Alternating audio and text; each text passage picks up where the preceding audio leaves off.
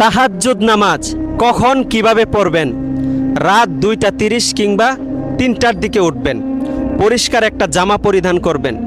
উত্তম রূপে অজু করবেন। একটু সুগন্ধি ব্যবহার করতে পারেন। এই সাত শুধু মহান আল্লাহ তাআলার জন্য। এরপর জায়নামাজ বিছিয়ে 4 রাকাত কিংবা তার বেশি তাহাজ্জুদের নামাজ আদায় করবেন। মনের সব কথা আল্লাহকে খুলে বলবেন। সবাই ঘুমাচ্ছে, আপনি আর আপনার রব। কত সুন্দর একটা রাত। বিশ্বাস করুন, আল্লাহ তাআলা আপনাকে খালি হাতে ফিরিয়ে দিবেন না। সত্যিকারের ভালোবাসা কি তখন তা বুঝতে পারবেন।